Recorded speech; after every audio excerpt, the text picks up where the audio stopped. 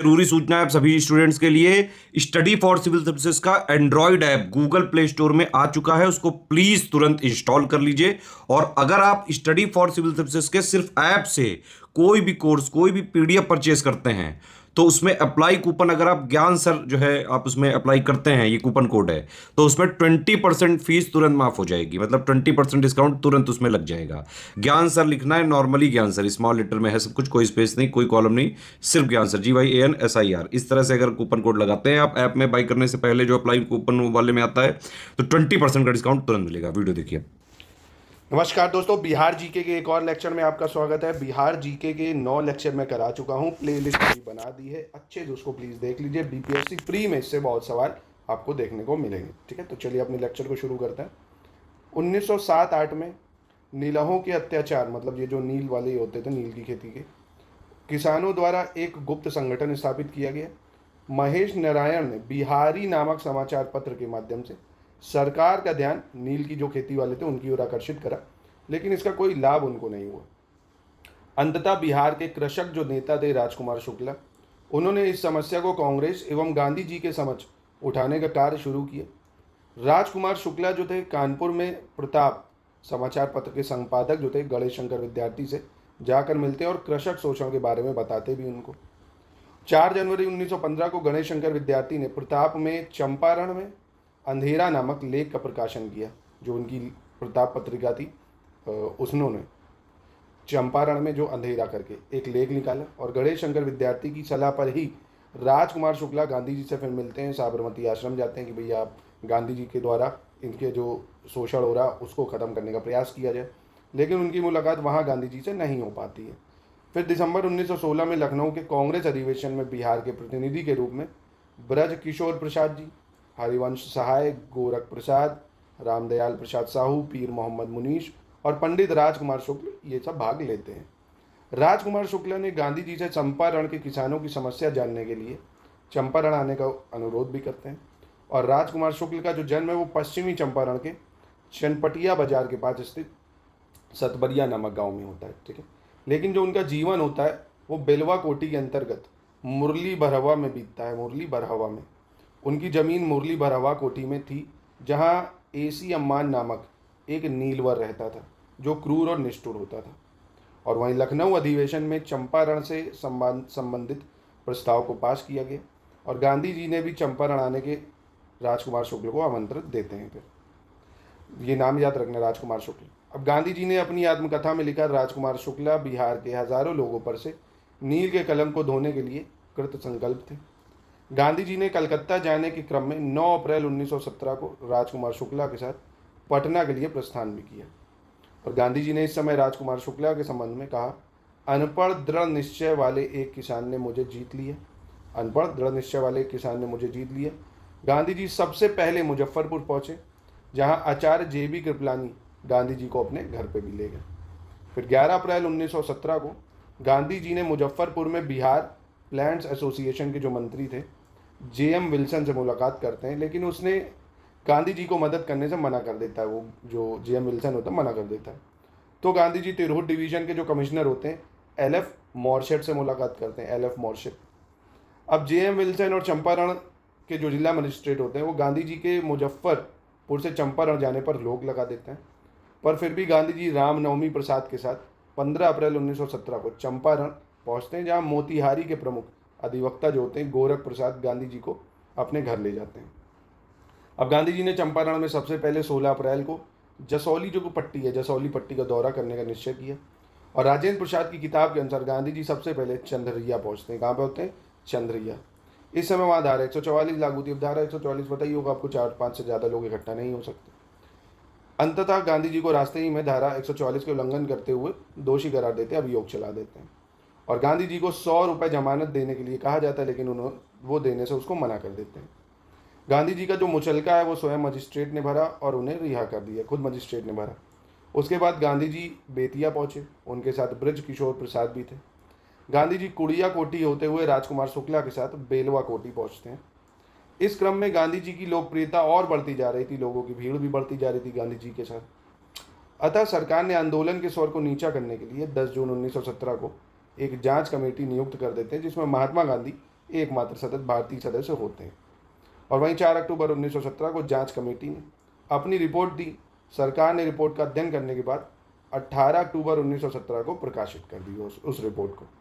अब इस रिपोर्ट के आधार पर 4 मार्च 1918 को चंपारण अधिनियम का निर्माण किया गया, जिस अधिनियम के द्वारा तिनकाथिया प्रणाली का अंत कर दिया गया। तिनकाथिया जो प्रणाली थी उसका अंत कर दिया गया, रैयतों के लगान घटा दिए गए और अन्य कर को अवैध घोषित कर दिया गया। ठीक है, जितने भी टैक्स थे उसको अवैध कर दिया गया।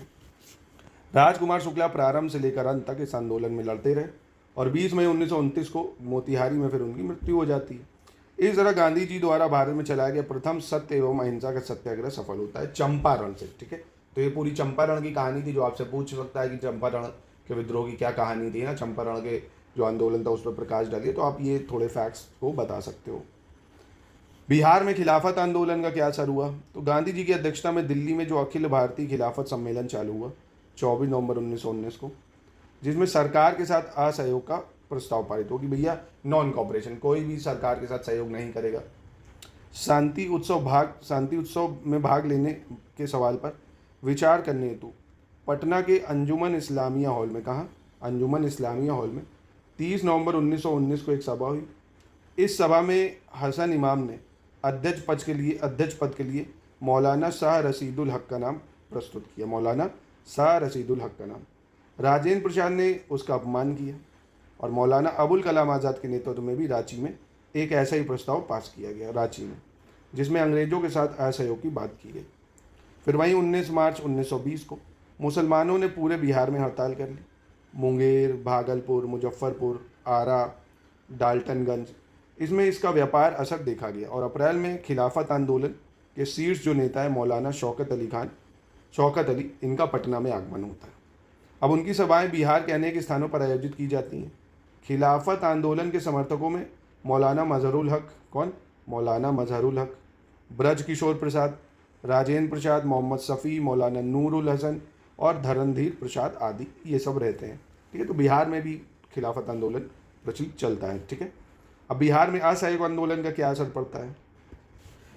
18-19 अगस्त 1920 को बिहार प्रांतीय सम्मेलन का जो 12वां अधिवेशन भागलपुर में होता है, राजेंद्र प्रसाद जी उसकी अध्यक्षता करते हैं। अब जो असहयोग संबंधी प्रस्ताव है वो दरभंगा के बाबू धरणधीर ने प्रस्तुत किया और मुंगेर के शाह मोहम्मद जुबैर, किसने? मुंगेर के शाह मोहम्मद जुबैर और बाबू धरणधीर, पटना के गुलाम इमाम और मोतिहारी के बाबा गोरख प्रसाद, इनके द्वारा इसका अनुमोदन किया गया। अब प्रस्ताव को भारी बहुमत से स्वीकृति भी प्रदान की गई तथा पूरे देश में असहयोग आंदोलन चलाने का निर्णय लिया गया। पूरे देश में केवल गुजरात एवं बिहार ही दो ऐसे प्रांत थे जिनके प्रांतीय सम्मेलन ने कलकत्ता अधिवेशन के पूर्व ही असहयोग का आह्वान कर दिया था। ठीक है, इसको याद रखिएगा। और इस सम्मेलन में जो गांधी जी हैं उनके द्वारा सुझाए गए असहयोग कार्यक्रम को क्रियान्वित करने हेतु व्यावहारिक योजना तैयार की जाती है तथा एक समिति का भी गठन किया जाता है, जिसके सदस्य कौन होते हैं? राजेंद्र प्रसाद, मजहरुल हक और शाह मोहम्मद जुबैर। ठीक है, राजेंद्र प्रसाद, मजहरुल हक और शाह मोहम्मद जुबैर। सितंबर 1920 में लाला लाजपत राय की अध्यक्षता में कलकत्ता के विशेष अधिवेशन में गांधी जी के असहयोग कार्यक्रम को स्वीकार कर लिया जाता कि ठीक है, हम नॉन कॉपरेशन को एक्सेप्ट कर रहे हैं। और नागपुर कांग्रेस के वार्षिक अधिवेशन में असहयोग आंदोलन को पूर्ण स्वीकृति मिल जाती कि ठीक है, पूरे देश में इसको चलाया जाए।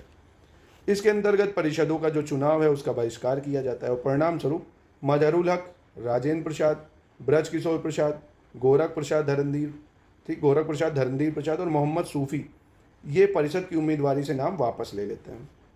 अनुग्रह नारायण सिंह, ब्रजनंदन प्रसाद, मथुरा प्रसाद, दीप नारायण सिंह, श्री कृष्ण सिंह, ये सब अपनी वकालत छोड़ देते हैं कि नॉन कॉपरेशन के तहत सरकारी जितने लोग होते हैं अपना काम छोड़ते हैं।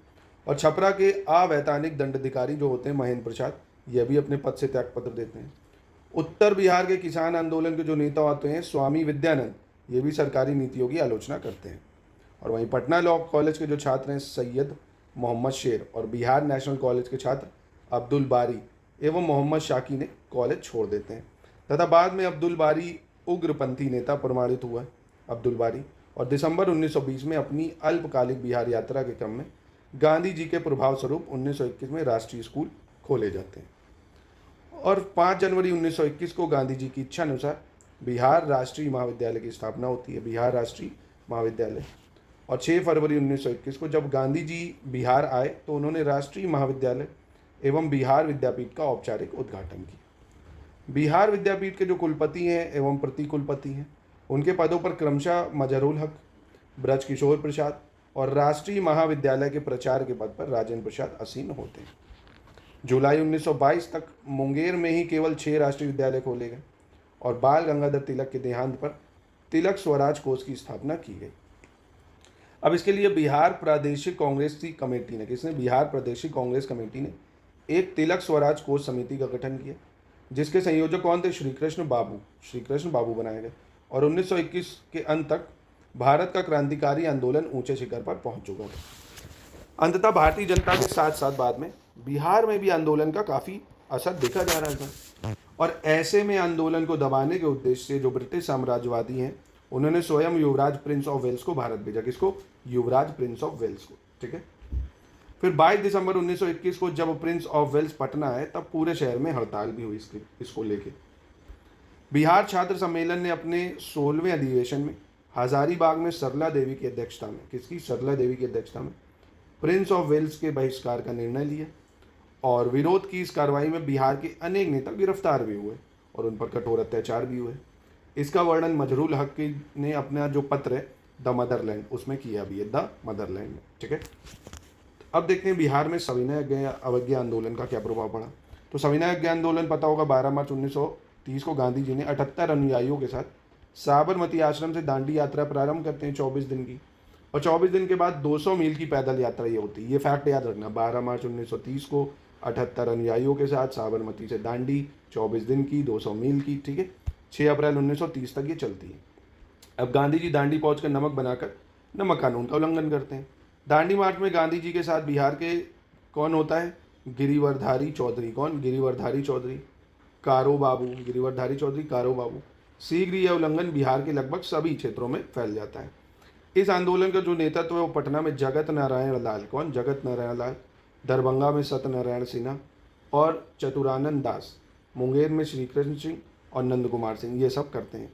सारण में गिरीश तिवारी, चंद्रिका सिंह, भरत मिश्र और एवं श्री नारायण प्रसाद सिंह तथा मुजफ्फरपुर में राम दयालु सिंह, कनकधारी प्रसाद ठाकुर, रामनंदन सिंह जैसे लोग करते हैं। आपको सारे नाम नहीं याद रखने, कुछ एक दो आप मेंशन कर सकते हो।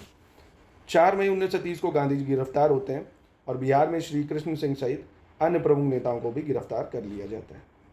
राजेंद्र प्रसाद जी और अब्दुल बारी को गंभीर चोटें आती हैं और 1930 को 9 मई 1930 को बिहार की कांग्रेस कमेटी ने अनुग्रह नारायण सिंह की अध्यक्षता में सविनय अवज्ञा आंदोलन को स्वीकार कर लेते हैं।